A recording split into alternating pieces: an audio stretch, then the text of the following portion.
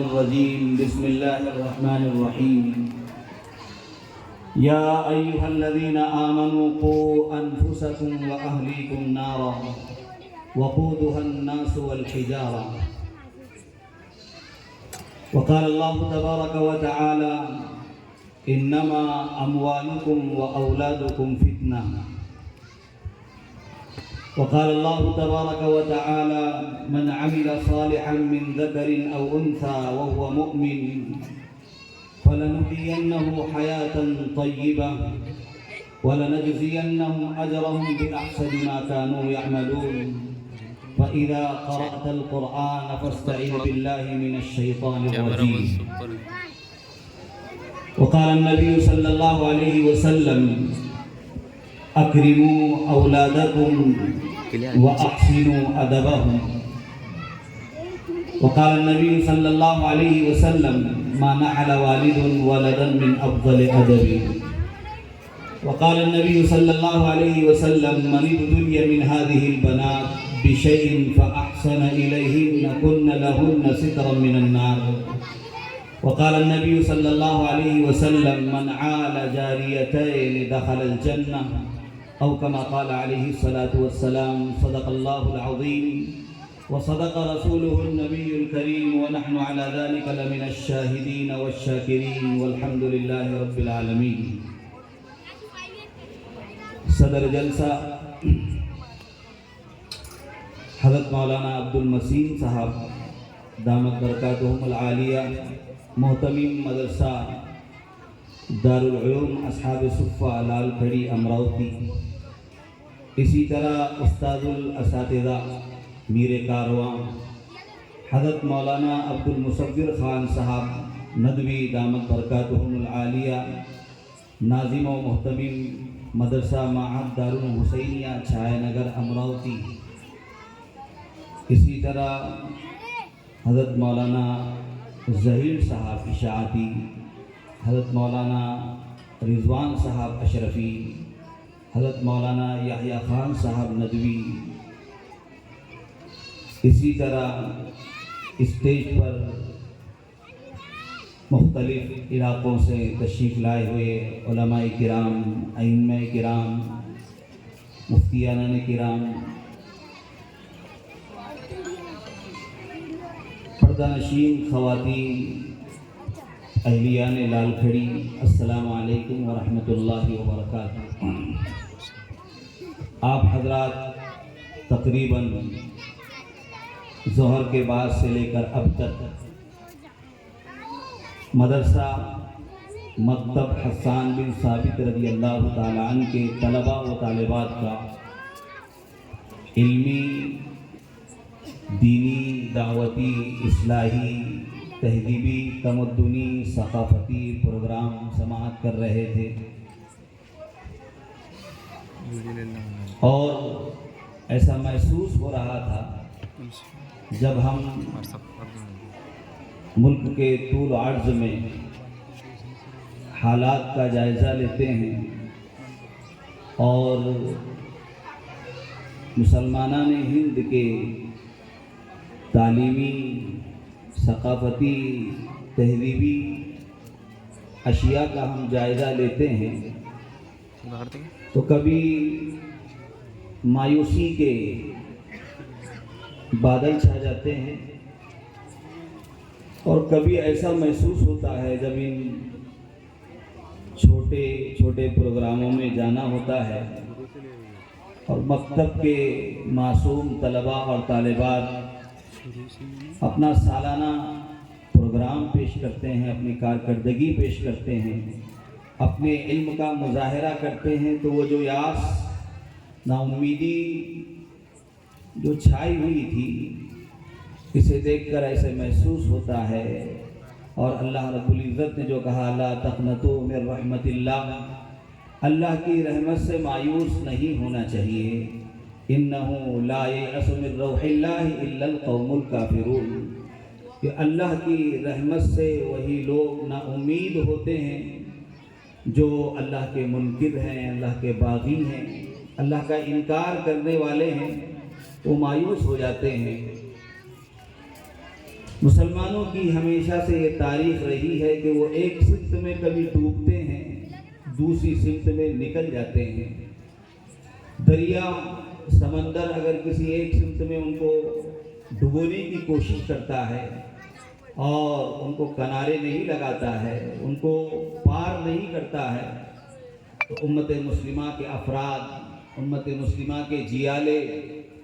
اس ایمان اور اس اسلام کے نتیجے میں اور نبی کریم صلی اللہ علیہ وسلم کی محبت کے نتیجے میں اور آپ کی تعلیمات کے محبت کے نتیجے میں وہ ایک سمت میں ڈوبتی ہے تو دوسرے سمت میں نکل جاتی ہے۔ تاریخ میں کئی بار ایسا ہوا ہے، امت مسلمہ کے سورج غروب ہوئے ہیں۔ مورخین، لکھنے والوں نے لکھا ہے کہ کبھی کبھی ملت اسلامیہ پر اور عالم اسلام پر اور خصوصاً اس وقت کے جو علمی مراکز ہوا کرتے تھے ان پر ایسے حملے کیے گئے، ایسی سازشیں اپنوں اور اغیار کے ذریعے سے کی گئی اور ایسے پروپیگنڈے کیے گئے اور ایسی نسل کشی کی گئی کہ لگتا تھا کہ اب اسلام کو پنپنے کا اور ابھرنے کا موقع نہیں ملے گا۔ لیکن جس طرح اللہ رب العزت نے اس دنیا کو قیامت تک رکھنا ہے، اس آسمان کو قیامت تک رکھنا ہے اور اس زمین پر مضبوط ترین پہاڑ جو زمین کے بیلنس کو برقرار رکھے ہوئے ہیں ان کو برقرار رکھنا ہے اور ان کو زندہ رکھنا ہے، تب تک اسلام کی شعائیں، اسلام کی تنویریں اور اسلام کی رونقیں پوری دنیا کو منور کرتی رہے گی، اس لیے کہ اللہ تعالیٰ نے اس کا خود وعدہ لیا ہے۔ وہ جو چراغ جلاتا ہے، اگر وہ چراغ کی حفاظت کرے تو ظاہر سی بات ہے کتنی ہی آندھیاں چلے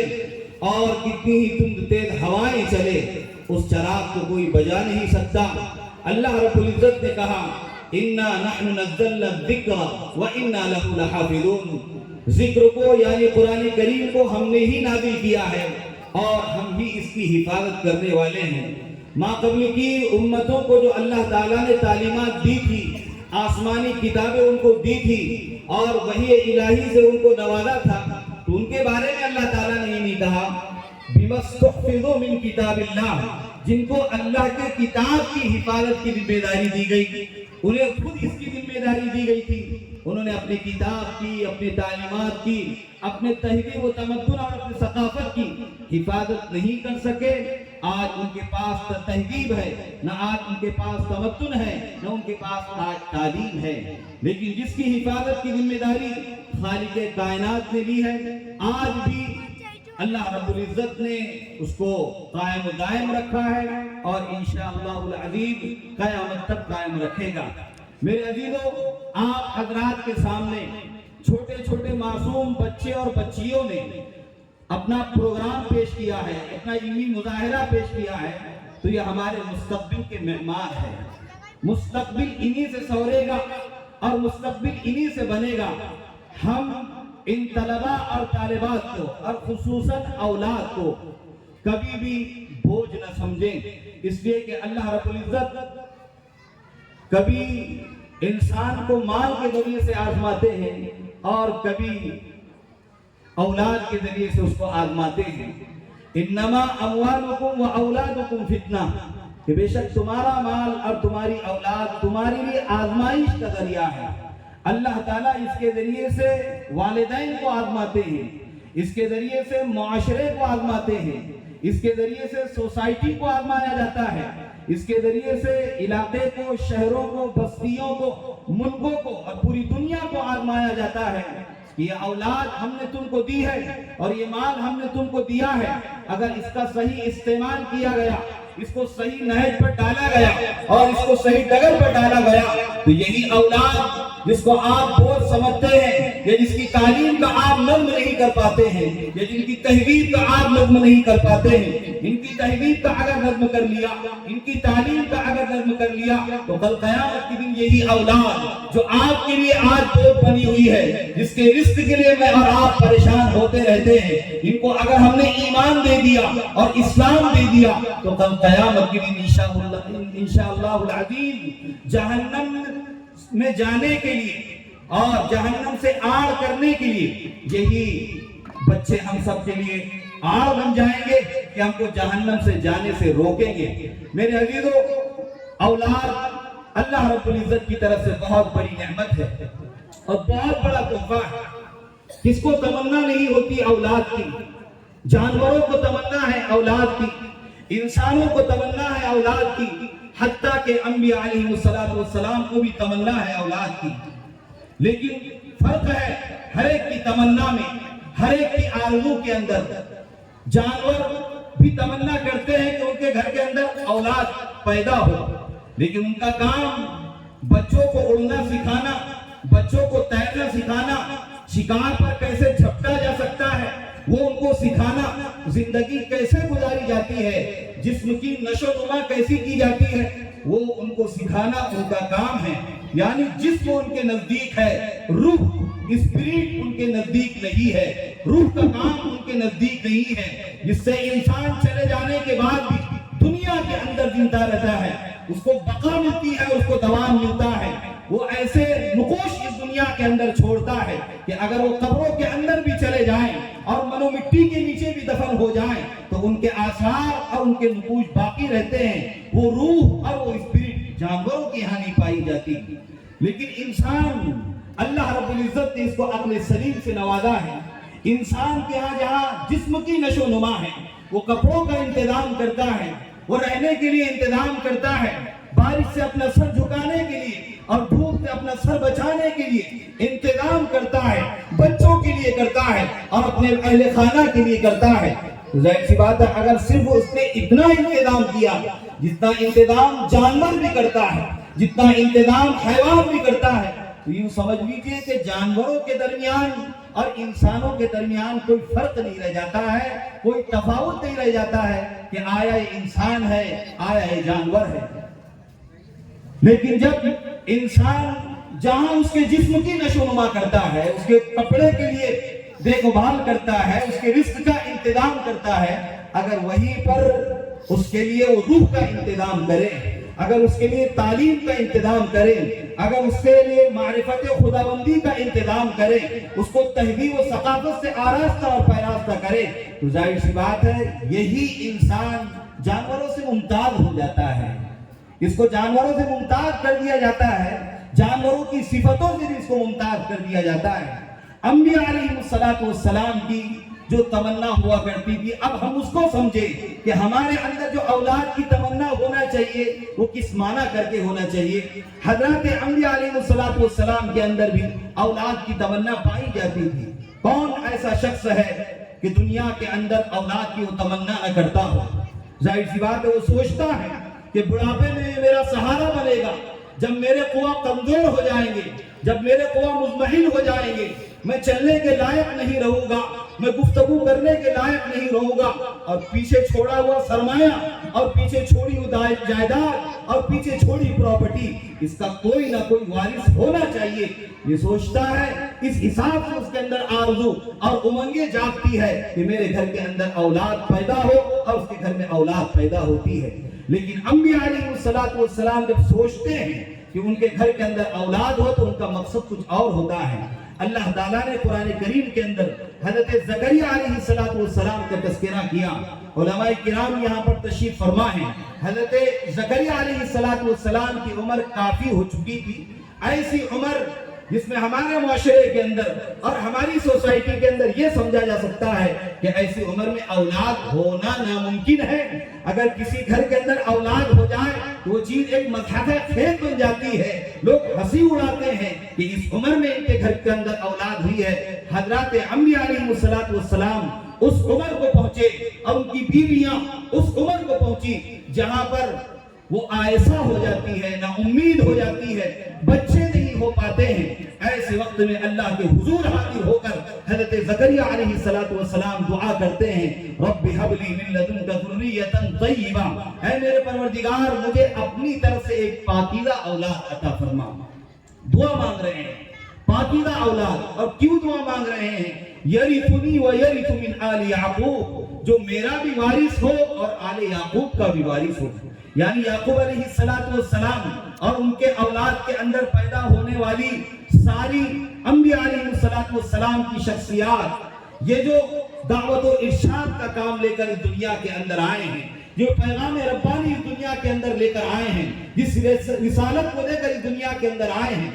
اس کو بان نہیں ہونا ہے، اس کو عقیم نہیں ہونا ہے، اس کو آگے چلتے رہنا ہے، اور جب تک قیامت کی دیواریں قائم ہیں اس وقت تک اس کو رہنا ہے۔ ایسا کوئی وارث اے اللہ تعالیٰ مجھے عطا فرما۔ لہذا اللہ تعالیٰ نے حضرت یحییٰ علیہ السلام ان کو پیدا فرمائے۔ سمیتہ یحییٰ لیحییٰ، ایک شاعر نے کہا تھا کہ میں نے یحییٰ کا نام یحییٰ اس لیے رکھا ہے تاکہ اس کی تعلیمات زندہ رہے، اس کا قانون زندہ رہے، اس کی دعوت اس دنیا کے اندر زندہ رہے۔ اللہ تعالیٰ نے حضرت یحییٰ کو پیدا فرمایا، اللہ تعالیٰ نے اعلان کیا، اس اعلان کو بھی سمجھنے کی ضرورت ہے کہ اللہ تعالیٰ حضرت یحییٰ سے کہہ رہے ہیں جب یحییٰ پیدا ہو گئے، یا یحییٰ خذ الکتاب بقوہ، اے یحییٰ کتاب کو مضبوطی سے تھامو۔ پتہ چلا کہ والدین کو سب سے پہلے اپنی اولاد کو جو تعلیم دینا چاہیے، جو کتاب کے ہاتھ میں تھمانا چاہیے، جو تہذیب اور جو تمدن اس کو دینا چاہیے، جس علم سے اس کو آراستہ کرنا چاہیے، اور جس علم کے ذریعے سے اس کے اخلاق کو مزین کرنا چاہیے،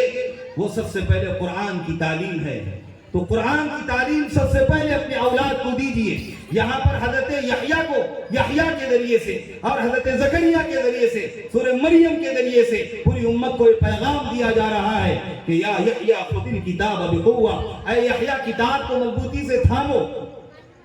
اور پھر ان کی صفتیں بیان کی۔ اللہ تعالیٰ نے ان کی صفتیں اس طور پر بیان کی کہ جب ہم کتاب اللہ اپنے بچوں کے ہاتھ میں دیں گے تو کون سی صفتیں ان کے اندر پیدا ہوگی۔ وَآتَيْنَاهُ مِن لَدُنَّا یا یحییٰ خذ الکتاب بقوہ وآتَيْنَاهُ الحکم صبیًّا، بچپن ہی کے اندر علم و حکمت کی باتیں ہم نے ان کو عطا کر دی تھی۔ وَحَنَانًا مِن لَدُنَّا، ہماری طرف سے شفقتیں رحمتیں ہم نے ان کے دلوں کے اندر ڈال دی تھی۔ وَزَكَاةً، وہ بڑے پاکیزہ تھے۔ وَكَانَ تَقِيًّا، بڑے متقی تھے۔ اور سب سے عظیم نسخہ جس میں آج ہمارے والدین اپنی اولاد سے متعلق پریشان رہتے ہیں، ان کو سدھارنے کے لیے، ان کو تعلیم دینے کے لیے، تو ان کے بارے میں کہا گیا ہے کہ وہ اپنے والدین کی نافرمانی کرنے والے نہیں تھے، اپنے والدین کی اطاعت کرنے والے، وَبَرًّا بِوَالِدَيْهِ، اپنے والدین کے ساتھ حسن سلوک کرنے والے، وَلَمْ يَكُنْ جَبَّارًا عَصِيًّا، اور اپنے والدین کے ساتھ سختی اور زیادتی کرنے والے وہ نہیں تھے۔ اس طرح آپ قرآن کریم اٹھائیں گے تو اولاد کے تعلق سے آپ کو بے شمار چیزیں مل جائے گی کہ اللہ تعالیٰ نے اولاد کے بارے میں کیا کہا ہے اور اولاد کے بارے میں کس چیز کا اس نے حکم دیا ہے۔ ہمیں اور آپ کو اولاد کے بارے میں اللہ تعالیٰ نے جو حکم دیا ہے، ہمارا کام اس طرح نہیں ہے جیسے جانور ہیں، وہ بچے پیدا کرتے ہیں اور چھوڑ دیتے ہیں، اب وہ کسی پر جھپٹے، کسی کے کھیت میں منہ ڈالے، کہیں پر وہ بدکاری کرے، کہیں پر وہ بدکرداری کرے، اس سے اس کو کوئی سروکار نہیں ہے۔ لیکن انسان کو سروکار ہے کہ اس کا بچہ اگر آزاد گھومے، اس کا بچہ تعلیم سے آراستہ نہ ہو، قرآن کریم کی تعلیم سے وہ آراستہ نہ ہو، تو ظاہر سی بات ہے وہ بچہ بھی اسی طرح حیوانیت والی اور بہیمیت والی زندگی گزارے گا جیسا کہ ایک جانور زندگی گزارتا ہے۔ تو میں اور آپ اگر قرآن کریم کو اٹھا کر دیکھیں گے تو یہ ساری کی ساری چیزیں آپ کو اس کے اندر ملے گی۔ اللہ تعالیٰ نے ایک آیت کے اندر اہل ایمان سے مخاطب ہو کر کہا یا ایھا الذین آمنوا، اے ایمان والو، خطاب بھی ایمان والوں سے ہے، ان سے کہا جا رہا ہے یا ایھا الذین آمنوا، اے ایمان والو، قوا انفسکم واہلیکم نارا، اپنے آپ کو اور اپنی اولاد کو جہنم کی آگ سے بچاؤ۔ وقودها الناس والحجارہ، جس کا ایندھن انسان اور پتھر ہوگے۔ جب یہ آیت کریمہ نازل ہوئی تو حضرت عمر رضی اللہ تعالی عنہ نے اللہ کے نبی صلی اللہ علیہ وسلم سے عرض کیا کہ اللہ کے نبی، ہم اپنے آپ کو اور اپنے اہل خانہ کو جہنم کی آگ سے کیسے بچا سکتے ہیں؟ اللہ کے نبی صلی اللہ علیہ وسلم نے کہا جو حکم اللہ رب العزت تمہیں دے رہے ہیں وہ حکم تم اپنی اولاد کو اور اپنے اہل خانہ کو دے دیں، اور جس چیز سے تمہیں منع کیا جا رہا ہے اس چیز سے تم اپنے اولاد کو اور اپنے اہل خانہ کو منع کر دو۔ ما آتاکم الرسول فخذوہ وما نہاکم عنہ فانتہوا، رسول جو کچھ تمہیں دے دے اس کو لے لو، اور رسول جس سے تمہیں کہے کہ بعد رہو اس سے بعد رہے۔ میرے عزیزو، تعلیم کی اہمیت آج کے دور میں کتنی ہے، ماضی میں کتنی تھی، اور اس سے پہلے انبیاء علیہ السلام کے ادوار میں کتنی تھی۔ میرے عزیزو، یہ ہم کو قرآن کریم کو پڑھ کر اور اس کو سمجھ کر میسر ہوگا اور اس کو سمجھ کے ملے گا۔ صرف دین اسلام ایک ایسا دین ہے اور ایک ایسا مذہب ہے جس کی ابتدائی تعلیم سے ہوتی ہے۔ دنیا کے مذاہب کو آپ اٹھا کر دیکھیں، یہودیت کو اٹھا کر دیکھیں، عیسائیت کو اٹھا کر دیکھیں، جتنے وہ اقوام ملل اس دنیا کے اندر رہتی ہے اور وہ دعویٰ کرتی ہے کہ آسمان سے ہمارے پاس کتابیں آئی تھی، انبیاء علیہ السلام ہمارے درمیان مبعوث ہوئے تھے اور انبیاء کی تعلیمات کے ہم حاملین ہیں، کیا ان کے درمیان بھی اس چیز کا آغاز ہوا تھا؟ دیگر اور مذاہب کو ہم اور آپ دیکھیں، ہندوستان کے اندر پنپنے والے جتنے مذاہب ہیں ان کو ہم دیکھیں، صرف مذہب اسلام ایک ایسا دین ہے اور ایک ایسا مذہب ہے جس کی ابتدا اللہ تعالیٰ نے تعلیم سے کی ہے۔ اس لیے کہ ظاہر سی بات ہے، مذہب کی بنیاد ایمان و عمل پر ہوتی ہے اور ایمان و عمل کی بنیاد علم پر ہوتی ہے۔ کوئی بھی آدمی بغیر علم کے نہ ایمان سمجھ سکتا ہے اور نہ ہی اسلام سمجھ سکتا ہے، سمجھ ہی نہیں سکتا۔ قرآن کریم میں اللہ تعالیٰ نے جہاں پر فَعْلَمْ أَنَّهُ لَا إِلَهَ إِلَّا اللَّهُ، جان لو اللہ کے سوا کوئی معبود نہیں، یہاں پر علم پہلے ہے، وحدانیت کو بعد میں بیان کیا گیا ہے، اور یہ نقطہ دیا گیا ہے کہ علم کے بغیر تم وحدانیت کو بھی نہیں سمجھ سکتے، علم کے بغیر اللہ کی قدرت کو بھی نہیں سمجھ سکتے، علم کے بغیر انبیاء کی تعلیمات کو بھی تم نہیں سمجھ سکتے۔ فَاعْلَمْ أَنَّهُ لَا إِلَهَ إِلَّا اللَّهُ، جان لو کہ اللہ کے سوا کوئی معبود نہیں۔ لہذا اللہ تعالیٰ نے سب سے پہلے 5 آیتیں نازل فرمائی جس کے اندر اللہ تعالیٰ نے 3 مرتبہ پڑھنے کا، 2 مرتبہ تعلیم کے حصول کا، اور 1 مرتبہ اللہ تعالیٰ نے قلم کا تذکرہ کیا، اور اللہ تعالیٰ نے بنیادی نظریات اہل ایمان کے سپرد لگا دیے کہ اگر اہل ایمان اس دنیا کے اندر ترقی کرنا چاہتے ہیں تو ترقی کرنے کے 2 ہی زاویے ہیں اور 2 ہی بنیادی نظریات ہیں، جس کو اللہ تعالیٰ نے قرآن کریم کے اندر بھی بیان کیا، یرفع اللہ الذین آمنوا منکم والذین اوتوا العلم درجات، کہ جو لوگ اہل ایمان ہیں اور جن کو اللہ تعالیٰ نے علم عطا کیا ہے، اللہ تعالیٰ ان کے درجات کو بلند کرتے ہیں۔ اگر کسی کے پاس ایمان ہے اور وہ علم سے بے بہرا ہے، علم سے محروم ہے، تو میرے عزیز یوں سمجھ لیجیے کہ شقاوت اور بدبختی، راہ سے اس کا بھٹک جانا اور راہ سے ضلالت حاصل کر لینا، یہ مطلب اس کے لیے یقینی ہے کہ وہ راستے سے ہٹ جائے گا اگر اس کے پاس ایمان ہے اور اس کے پاس علم نہیں ہے۔ اگر کسی کے پاس علم ہے اور اس کے پاس ایمان نہیں ہے تو ظاہر سی بات ہے ایسے لوگ دنیا کے اندر ظالم بنے ہیں، جابر بنے ہیں، دنیا پر انہوں نے اتیاچار کیا ہے، دنیا کے اندر سفاکیت کو انہوں نے عام کیا ہے۔ یورپ کے پاس کیا کچھ نہیں ہے اور کیا کچھ اس کے پاس تھا نہیں، اس نے سب کچھ کیا ہے۔ ہیروشیما اور ناگاساکی پر اسی علم کے ذریعے سے انہیں بم برسائے ہیں، جس کی بنیاد پر آج تک وہاں پر اپاہج بچے پیدا ہوتے ہیں، جس کی بنیاد پر بموں کے اثرات سے آج بھی ان کی کھیتیاں لہلہاتی نہیں ہے، آج بھی وہاں کے بچے مطلب اپاہج پیدا ہوتے ہیں، صرف اس علم کو غیر مہذب طریقے سے استعمال کرنے کے نتیجے میں۔ یہی وجہ ہے کہ اللہ کے نبی صلی اللہ علیہ وسلم اپنی دعا کے اندر ہمیشہ یہ کہا کرتے تھے، اللہم انی اسألوک علما نافعا، اے اللہ میں تجھ سے علم نافع مانگتا ہوں۔ اور دوسری دعا اللہ کے نبی صلی اللہ علیہ وسلم کی یہ ہوا کرتی تھی، اللہم انی اعوذ بک من علم لا ينفع، اے اللہ میں تجھ سے ایسے علم سے پناہ چاہتا ہوں جو نفع بخش نہ ہو، جو نفع نہیں پہنچاتا۔ اس سے میرے عزیزو، یہ مکاتب کا نظام اور یہ مدارس کا نظام امت مسلمہ کے لیے ایک ریڑھ کی ہڈی کی حیثیت رکھتا ہے۔ آپ کی اولاد کو اگر آپ نے سب کچھ سکھایا، جیسا کہ اللہ کے نبی صلی اللہ علیہ وسلم نے کہا، ما نحل والد ولدا من افضل ادب، کہ کوئی بھی والد اپنے بچے کو حسن تعلیم سے بہتر کوئی تحفہ نہیں دے سکتا. بچے کو موبائل دلا دیے, بہترین شو روم کی گاڑی اس کو دلا دی گئی, ہر ایک چیز کی جس چیز کا اس نے تقاضا کیا اس تقاضے کو آپ نے اور میں نے پورا کیا. موبائل دیا گیا, اچھے سے اچھا لباس دیا گیا, اچھے سے اچھی اس کو گاڑی دی گئی, لیکن اگر حسن تعلیم سے آپ نے اس کو آراستہ نہیں کیا تو یہی نوجوان, یہی بچہ محلے کے لیے اور معاشرے کے لیے ایک درد سر بن جائے گا. گاڑی چلائے گا, دھواں چلائے گا, اگر بریکر نہ ہو تو نہ جانے کتنوں کی جان لے لے گا. یہ موبائل اس کے ہاتھوں میں ہوگا تو نہ جانے کیسا کیسا یوز کرے گا اور کیسا کیسا اس کو استعمال کرے گا. ظاہر سی بات ہے یہ ساری چیزیں اگر ہم نے اس کو دے دی, حسن تعلیم اگر اس کو نہیں دیا تو یہ بچے کے لیے جو سب کچھ کیا ہے کل قیامت کے دن یہی بچہ میں اور آپ اگر جنت کے مستحق بن گئے اور جنت میں جانے کے لیے تیار بھی ہو گئے اور فرشتے ہم کو جنت میں لے جانے کے لیے تیار بھی ہو گئے اور جنت کے راستے پر ہم کو ڈال بھی دیا گیا, اگر ایک قدم جنت کے اندر ہوگا اور دوسرا قدم جنت سے باہر ہوگا, یہی بچے آ کر میرا اور آپ کا گریبان پکڑ لیں گے کہ تم نے سب کچھ دنیا کے اندر ہمارے لیے کیا ہے. آپ نے روزی کا نظم ہمارے لیے کیا, شادی بیاہ کا نظم ہمارے لیے کیا, ہمارے لیے گاڑیوں کا نظم کیا, لیکن بتائیے ہم خدا کو کیسے پہچانے, اس کا نظم تم نے ہمارے لیے کیا کیا, نبی کو ہم کیسے پہچانے, اس کے لیے تم نے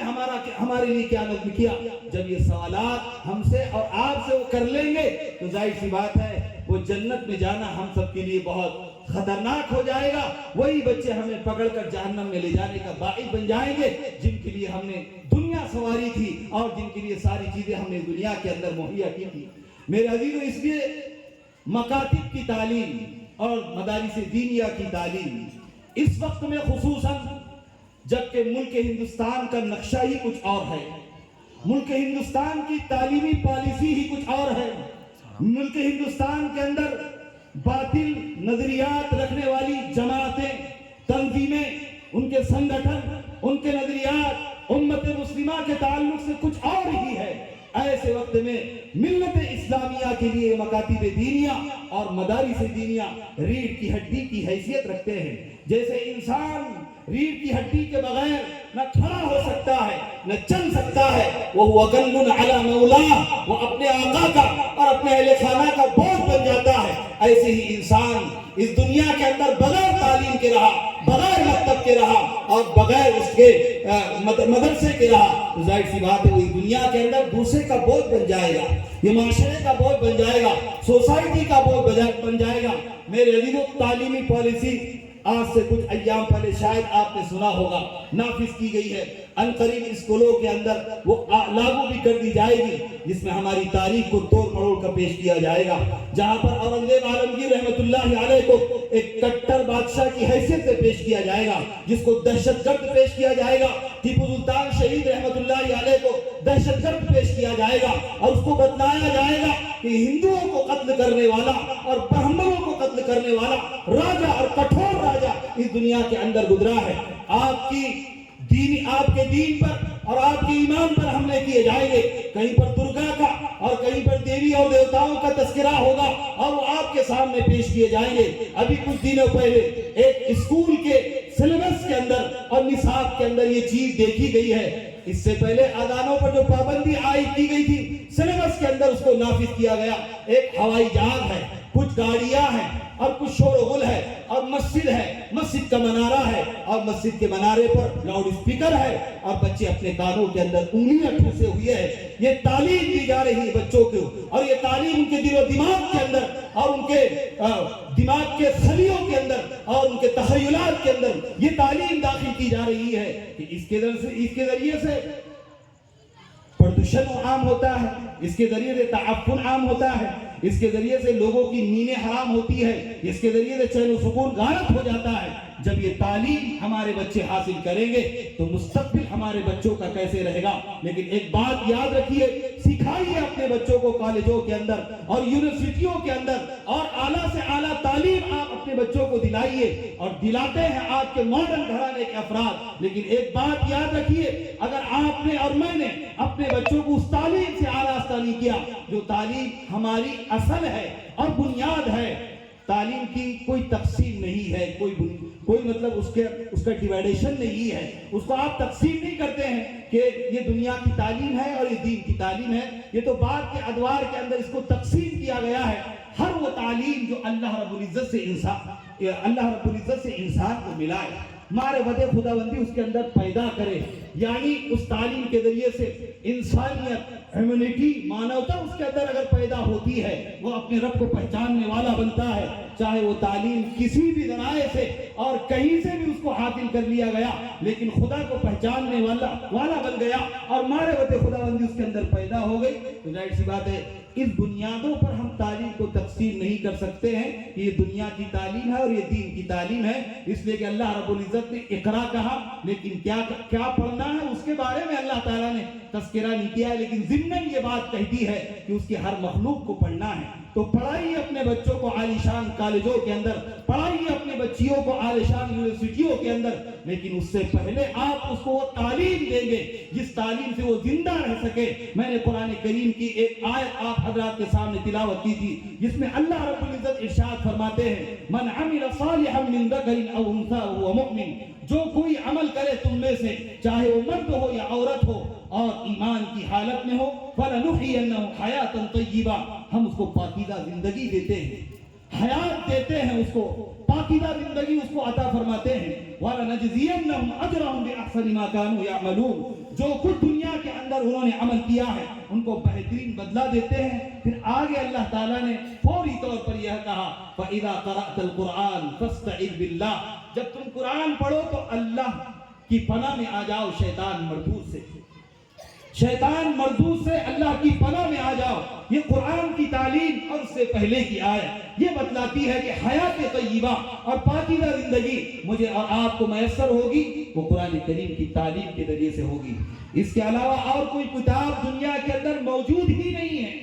جو آپ کے بچوں کی تعلیمی اور ثقافتی تہذیب کو آراستہ اور پیراستہ کر سکے اور ان کو دینی شعور دے سکے، ان کے اندر ادراک پیدا کر سکے۔ کوئی ایسی تعلیم نہیں ہے، صرف قرآن ہے جو آپ کو انسانیت دے سکتا ہے، قرآن ہے جو آپ کو مانتا دے سکتا ہے، قرآن جو ہے والدین کا ادب دے گا، قرآن جو ہے وہ بچوں کو سکھلائے گا کہ انفاق کیا ہوتا ہے، اللہ کے راستے میں مال خرچ کرنا کیا ہوتا ہے۔ اس لیے اللہ تعالیٰ نے کہا کہ قرآن پڑھو گے تو شیطان مردود بھی بیچ کے اندر آئے گا، وہ آپ کو طرح طرح سے بہکائے گا، بہکانے کے سارے ہتھ کنڈے جو کچھ اس کے پاس ہو سکتے ہیں وہ سارے کے سارے ہتھ کنڈے آپ کے لیے استعمال کیے جائیں گے، آپ کے بچوں کے لیے استعمال کیے جائیں گے۔ ان ہتھ کنڈوں کو اگر قرآن کریم سے ہم نے نہیں سمجھا تو ظاہر سی بات ہے گمراہی، ضلالت، بے ایمانی، دغابازی، غداری، خیانت یہ ہم سب کا مقدر بن جائے گی۔ لہذا میرے عزیزو، ضرورت اس بات کی ہے کہ مکاتب دینیہ کو ہم اور آپ قائم کریں۔ اللہ کے نبی صلی اللہ علیہ وسلم نے طلب علم کے بارے میں ارشاد فرمایا، طلب العلم فریضۃ علی کل مسلم، علم کا حاصل کرنا ہر مسلمان پر فرض ہے۔ اقوام متحدہ یہ کہتی ہے کہ ایجوکیشن، تعلیم جو ہے وہ انسان کا بنیادی حق ہے، وہ حق کہتی ہے۔ اسلام تعلیم کو فرض قرار دیتا ہے۔ حق اور فرض کے درمیان فرق یہ ہوتا ہے حق چھوڑا جا سکتا ہے، کوئی اپنا حق لے، پراپرٹی میں سے، جائیداد میں سے، اپنے مکان کے بازو میں ایک دو بالش اگر وہ پڑوس کے لیے چھوڑ دیتا ہے اس کا حق ہے، وہ چھوڑ سکتا ہے، لیکن فرض نہیں چھوڑا جا سکتا ہے۔ اگر کوئی شخص فرض چھوڑتا ہے تو اللہ رب العزت کے درمیان میں وہ قابل مواخذہ ہوگا، اللہ تعالیٰ اس کی پکڑ فرمائیں گے۔ لہذا ضرورت اس بات کی ہے کہ ہم اپنے بچوں کو دینی تعلیم سب سے پہلے دیں۔ پھر یہ بچہ ہمارا اور یہ بچی ہماری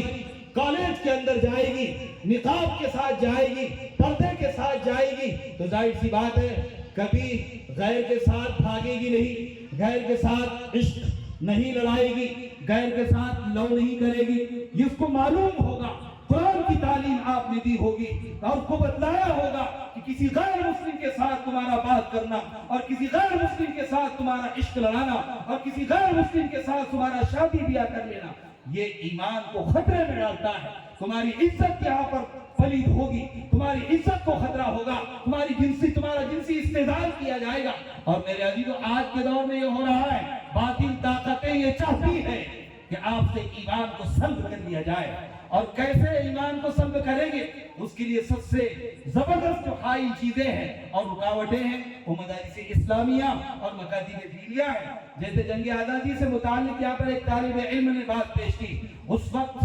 برٹش گورنمنٹ کے ایک وائسرائے نے جائزہ لیا اور سروے کرایا کہ کون سی ایسی چیز ہو جو بار بار امت مسلمہ کو کھڑے کر دیتی ہے، امت مسلمہ کے اندر شوق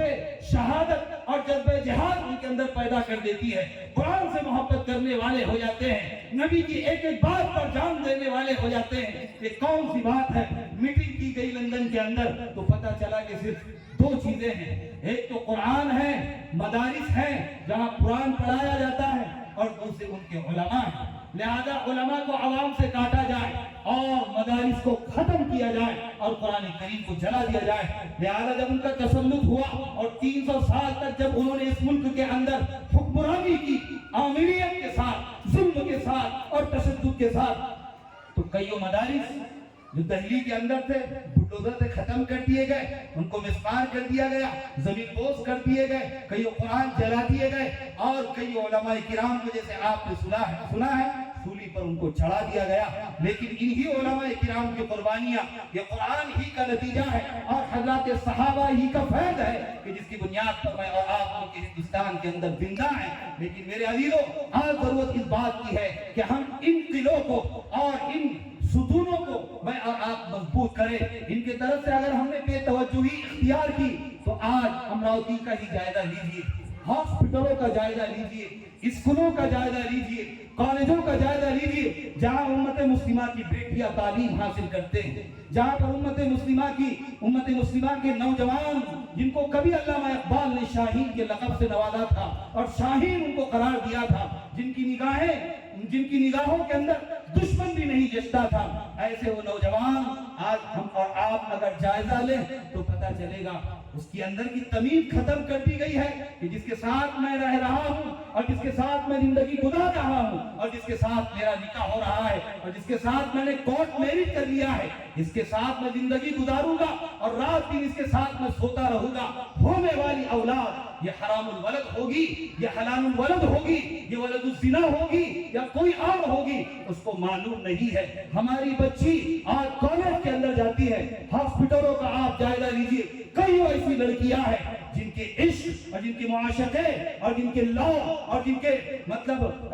پریم اور یہ آپس کی جو چیزیں ہیں یہ چل رہی ہے، اور کئی ایسی بیٹیاں ہیں جن کی زندگیاں خراب ہو رہی ہے۔ میرے عزیزو، مکتب کی تعلیم اگر ہوگی اور مدارس دینیہ کی طرف ہم اور آپ رخ کریں گے اور ان کو تعاون پہنچائیں گے اور ان کے ساتھ ہمدردی اور خیرخواہی کا معاملہ کریں گے تو ظاہر سی بات ہے یہ نوبت جو آج پیش آ رہی ہے یہ نوبت پیش نہیں آئے گی، اس لیے کہ باطل کوشش کر چکا ہے کہ آپ کے ایمان کو کسی نہ کسی درجے میں وہ چھین لے، اور اس میں اب تک کی تاریخ میں وہ ناکام ہوا ہے۔ لیکن تہذیب چھین سکتا ہے، تمدن چھین سکتا ہے، ایمان کی روح چھین سکتا ہے، آپ کو تعلیم سے کوسوں دور کر سکتا ہے۔ یہ ساری کی ساری کوششیں کی جا رہی ہے۔ پیام انسانیت کا ایک گروہ بنگلور کی ایک کانوینٹ کی اسکول میں گیا تھا جہاں پر بے شمار طلبہ اور طالبات مسلمانوں کے پڑھتے ہیں، اور وہاں پر جاتے ہیں تو جائزہ لیا کہ کانوینٹ کی تعلیم میں جو پڑھ رہے ہیں، کانوینٹ کی تعلیم جو حاصل کر رہے ہیں اور انگلش سے ان کا جو رابطہ ہے بالکل انگلش حاصل کیجئے، بڑے پیمانے پر کیجئے۔ جیسے ایک بچی نے آ کر یہاں پر ایک بچے نے آ کر سنایا، ایس پی بنائیے، کمشنر بنائیے، کلیکٹر بنائیے، سب کچھ اپنے بچوں کو بنائیے، لیکن سب سے پہلے مسلمان بنائیے۔ اس سے پوچھا گیا کہ تمہارے نبی کا نام کیا ہے؟ واٹ از یور پروفیٹ نیم؟ تمہارے نبی کا نام کیا ہے؟ تو بچی نے دماغ پر تان دے کر اور اس طرح کا ہاتھ رکھ کر اس نے کہا آئی تھنک جیسس، میرا خیال یہ ہے کہ حضرت عیسیٰ علیہ السلام ہمارے نبی ہیں۔ یقیناً حضرت عیسیٰ علیہ السلام بھی ہمارے نبی ہے، ان پر ایمان لانا ضروری ہے، لیکن ہمارے جو نبی ہے وہ محمد رسول اللہ صلی اللہ علیہ وسلم ہے، جن کی نبوت کے اندر سارے نبیوں کی نبوتیں مندرج ہو چکی ہے، شامل ہو چکی ہے۔ لہذا میرے عزیزو، اپنے بچوں کو ان چیزوں سے بچائیے، یہ والدین کی ذمہ داری ہے۔ والدین کی ذمہ داری صرف بچوں کو کپڑا دے دینا اور ان کی روزی روٹی کا نظم کر دینا صرف اتنا ہی نہیں ہے، ان کو قرآن کی تعلیم سے، اور قرآن کی تعلیم بھی صرف سکھانا نہیں ہے، امت مسلمہ میں ایک بڑا روگ لگا ہوا ہے، اس سے بھی ہم اور آپ محروم نہیں رہ سکتے ہیں۔ اس پر بھی آپ کو ثواب ملے گا کہ قرآن کریم میرا بچہ پڑھ رہا ہے، میرے گھر میں قرآن کریم پڑھا جاتا ہے۔ شیطان جو ہے وہ بھاگ جاتے ہیں۔ ينفر الشیطان من البیت الذی تقرأ فیہ سورۃ البقرہ، شیطان اس گھر سے بھاگ جاتا ہے جس گھر میں سورۃ البقرہ پڑھی جاتی ہے۔ تو آج کل کے عاملین نے یہ نکالا ہے کہ گھروں کے اندر سورۃ البقرہ 40 دن تک پڑھ دی جائے، لیکن میرے عزیز علماء محدثین کا اگر آپ اس پر دیکھیں گے تو وہ کہتے ہیں کہ سورۃ البقرہ کے اندر جو تعلیمات ہے، جو احکامات اللہ تعالیٰ نے بیان کیے ہیں، یہاں پر احکامات وہ بھی ملیں گے کہ کوئی مومن مرد کسی مشرک عورت سے شادی نہ کرے، کوئی مومن عورت کسی مشرک مرد سے شادی نہ کرے۔ یہ تعلیمات بھی آپ کو سورۃ البقرہ کے اندر ملے گی، لیکن اس تعلیمات سے ہم اور آپ بہت دور ہیں۔ ہم نے قرآن کریم کو صرف پڑھنے کے لیے یا پانی پر دم کرنے کے لیے یا مردوں کو سنانے کے لیے رکھا ہے کہ بھائی مردوں پر پڑھ کر سنا دیا جائے یا پانی پر دم کر دیا جائے تاکہ شفا مل جائے گی۔ قرآن کریم ہم سب کے لیے منشور حیات ہے، دستور حیات ہے، یہ زندگی ہم سب کو عطا کرے گا۔ لہذا مکاتب جتنی تیزی سے ہمارے ملک کے اندر بڑھ رہے ہیں، اس پر اللہ رب العزت کا جتنا شکریہ ادا کرنا چاہے کم ہے، اور جو علماء کرام اور جو حفاظ کرام اس کے لیے کوششیں کر رہے ہیں اور جو معاونین ہیں دامے درمے قدمے سخرے ہر اعتبار سے ان کا تعاون کر رہے ہیں، الحمدللہ اس پر شکریہ ادا کرنا چاہیے۔ لئن شکرتم لازیدنکم، اگر تم شکر گزار بنو گے تو اللہ تعالیٰ نعمتوں کے اندر اضافہ کریں گے۔ وَلَئِن كَفَرْتُمْ إِنَّ عَذَابِي لَشَدِيدٌ، اور اگر تم نے ناشکری کی تو اللہ تعالیٰ نعمتوں کی ناشکری کے نتیجے میں اللہ تعالیٰ نعمتوں کو کم کرتا ہی ہے، لیکن اللہ تعالیٰ اپنے عذاب سے بھی نوازتا ہے اور عذاب بھی ان کو دیتا ہے۔ میرے عزیزوں، یہاں پر خواتین بھی بیٹھی ہوئی ہے، ان سے بھی ہماری گزارش ہے، اور والدین بھی یہاں پر بیٹھے ہوئے ہیں، ان سے بھی ہماری گزارش ہے کہ جیسے عام طور پہ شکایت ہوتی ہے کہ میرا بچہ سنتا نہیں ہے، بچے سنتے نہیں ہیں، یہ یقینی بات ہے، یہ میرے لیے بھی ہے،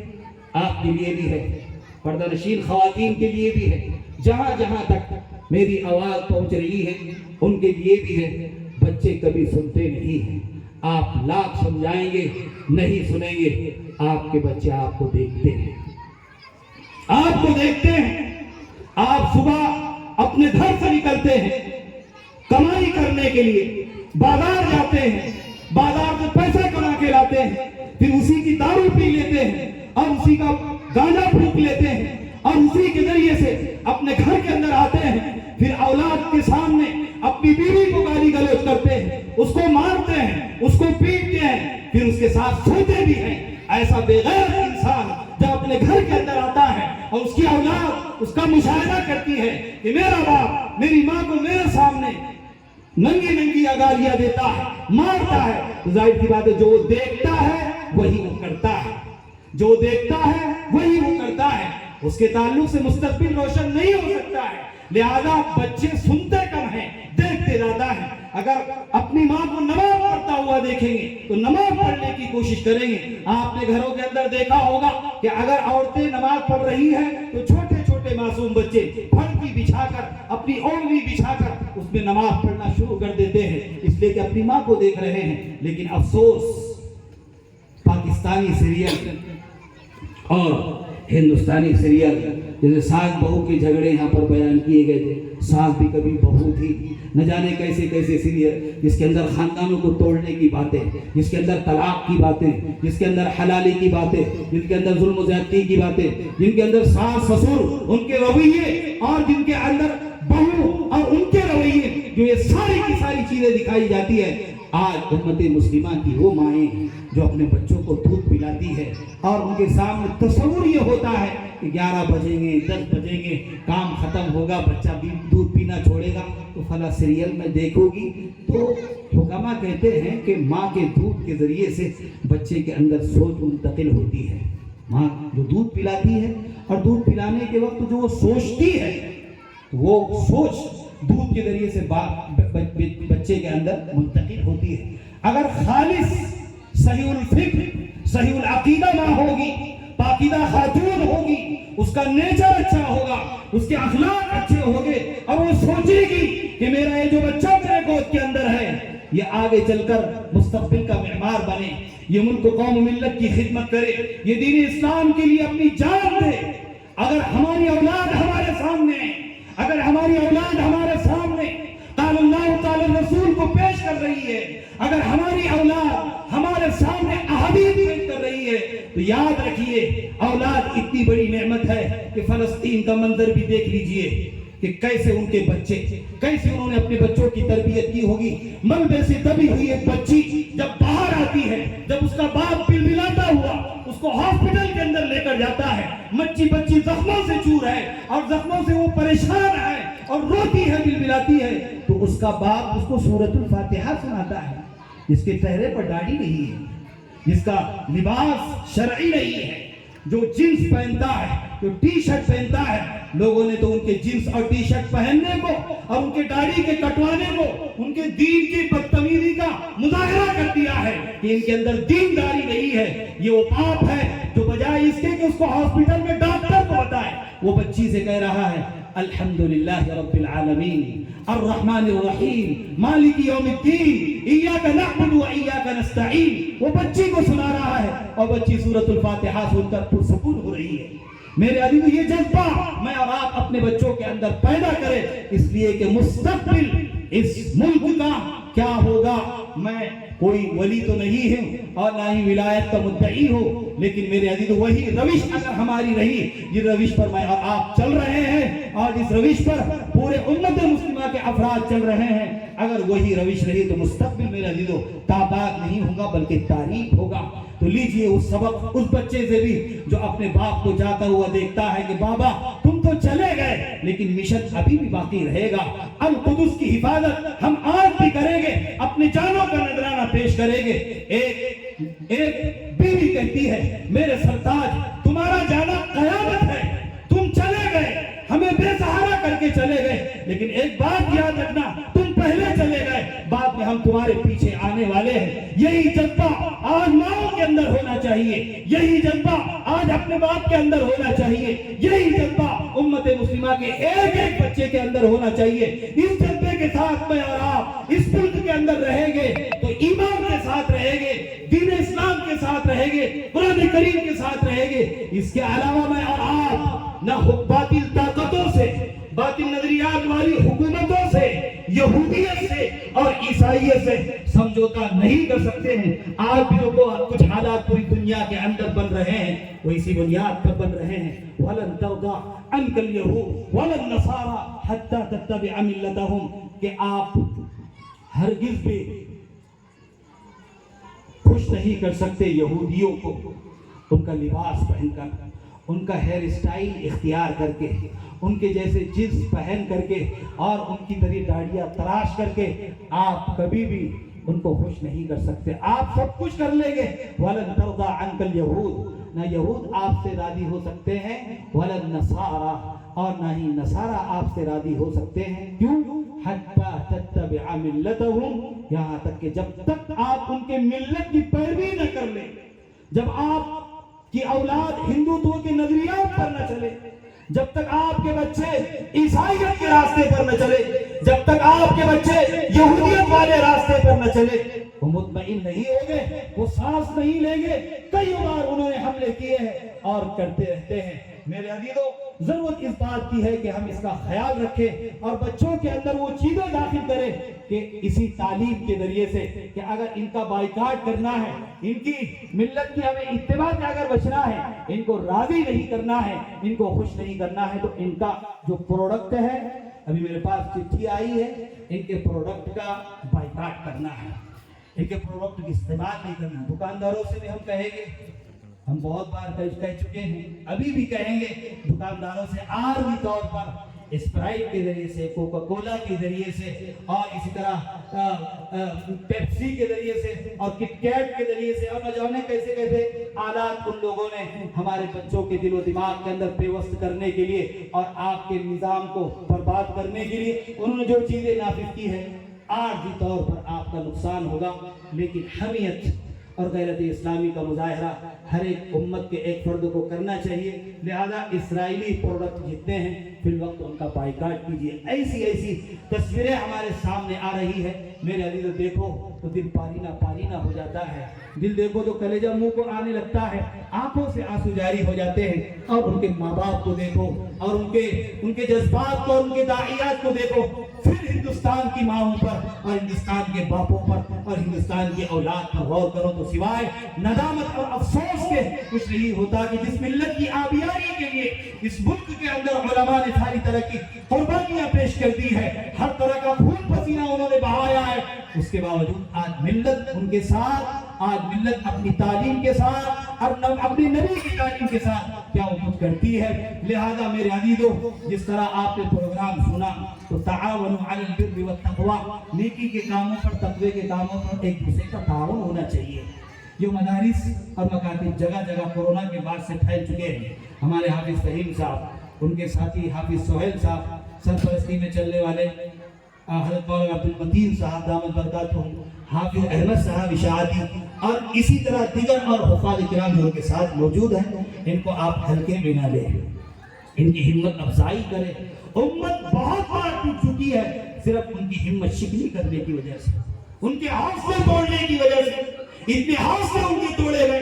اتنی ہمت شکنی ان کے اندر ان کی گئی کہ آج اٹھنے کی سکت اور اپنے قدموں پر کھڑا ہونے کی طاقت ان کے اندر باقی نہیں رہی. ملت ہمیشہ اپنے محسنین کے ساتھ اس طرح کا برتاؤ کرتی آئی ہے، اور ملت نے جو زوال کے تاریخ کے اندر جو آئینے دیکھے ہیں، جس میں اپنا چہرہ دیکھا ہے، اسی بنیاد پر انہوں نے دیکھا ہے کہ ملت کے ساتھ انہوں نے خیر خواہی نہیں کی ہے، کہ ملت کے محسنین کے ساتھ انہوں نے خیر خواہی نہیں کی ہے. لہذا کورونا کے بعد سے جہاں جہاں مکاتب کا چال پھیلایا گیا ہے، آج بھی ہمارے علماء کرام کہتے ہیں کہ مکاتب کے جال کو کثرت سے ہر گھر مکتب ہونا چاہیے. کوئی ضروری نہیں کہ ایک محلے میں مکتب ہو، ہر گھر مکتب ہونا چاہیے. آپ کے گھر میں 6-7 بچے ہیں، مکتب قائم کیجئے، اپنے بچوں کو پڑھائیے اور 3 چیزیں ان کی مضبوط کر دیجئے. سب سے پہلی چیز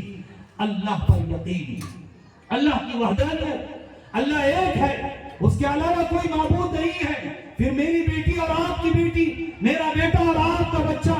دہریت کا شکار نہیں ہوگا، ارتداد کا شکار نہیں ہوگا. وہ معمولی عشق کے نتیجے میں نہ اپنا ایمان بیچے گا اور نہ ہی اپنا اسلام بیچے گا. تو سب سے پہلی چیز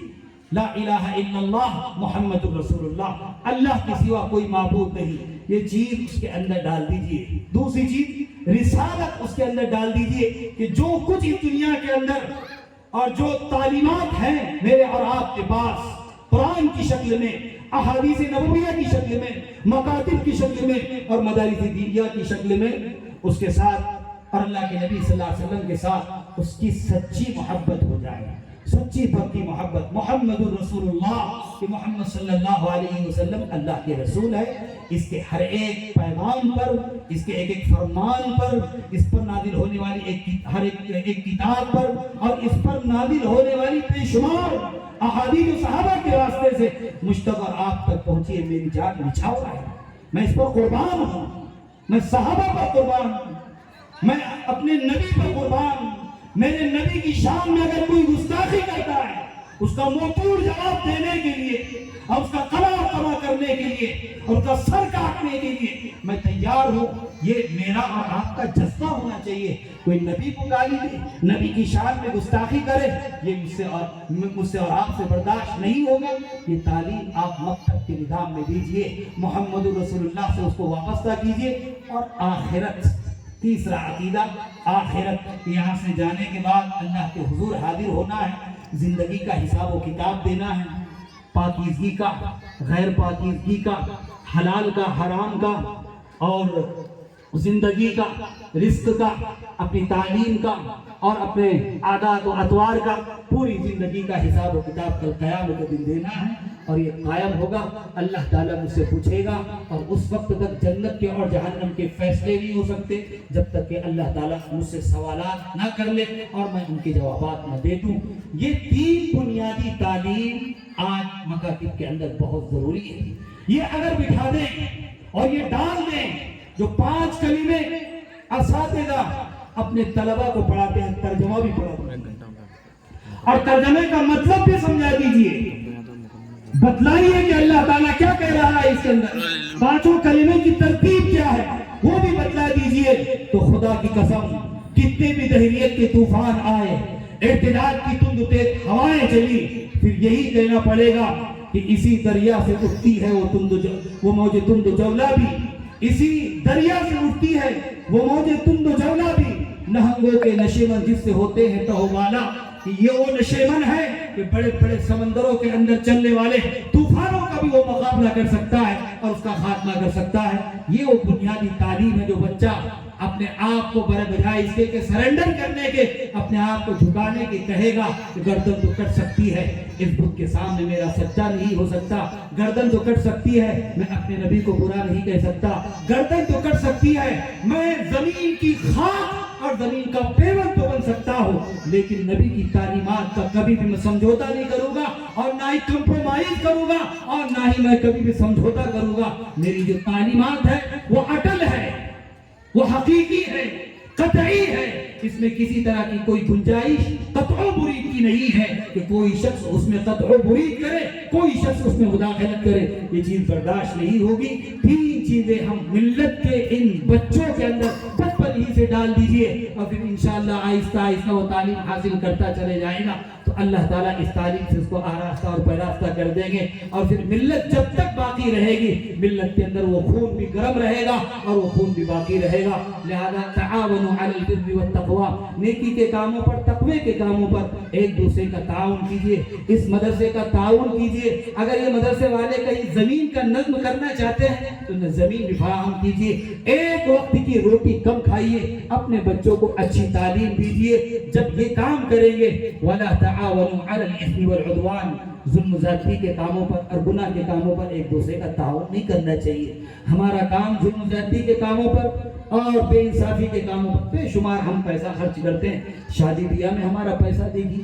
ہاں ولیموں کے اندر سنت کے نام پر شاید دولہے کے سمجھ میں بھی نہ آتا ہوگا کہ میں ولیمہ اللہ کے نبی صلی اللہ علیہ وسلم کی سنت زندہ کرنے کے لیے کر رہا ہوں، یہ بھی اس کو معلوم نہیں ہوتا، لیکن بے درے 5 لاکھ 10 لاکھ صرف فخر و مباحات کے لیے ملت پانی کی طرح پیسہ بہا رہی ہے، لیکن ملت کے پاس پیسہ نہیں۔ آپ یہ مت سوچنا کہ مولانا کو یہاں پر چندے کے لیے بٹھایا گیا ہے، ہر چیز بھی نہیں۔ اگر آپ چندہ نہیں دیں گے کوئی اور دے لے گا، اگر آپ تعاون نہیں کریں گے کوئی اور کر لے گا، اس لیے کہ زمینوں کا قبول ہونا، اور ہمارے استاد محترم اکثر کہتے ہیں کہ کون سی زمین کس مدرسے کے لیے اور کس مکتب کے لیے قابل قبول ہے، اللہ تعالیٰ اسی شخص کو قبول فرماتے ہیں، اور کس کا پیسہ دین اسلام کے لیے اور ملت اسلامیہ کے لیے اور ذخیرہ آخرت کے لیے قابل قبول ہے، اسی پیسے کو اللہ تعالیٰ قبول بھی فرماتے ہیں اور اسے موقع فراہم کرتے ہیں کہ اس راستے میں وہ مال و دولت لگائے اور اس راستے میں اپنا پیسہ خرچ کرے۔ لہذا اپنی بچیوں کو، اپنے بچوں کو اس طرح کی تعلیم سے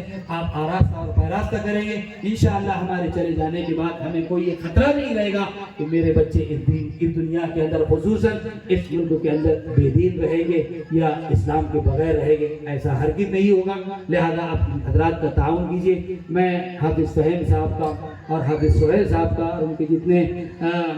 ساتھی ہیں، ہم نوا لوگ ہیں، ان کا بھی تہ دل سے شکریہ ادا کرتا ہوں کہ کچھ کہنے کا موقع مجھے دیا اور میری ہمت افزائی کی۔ وآخر دعوانا ان الحمد للہ رب العالمین۔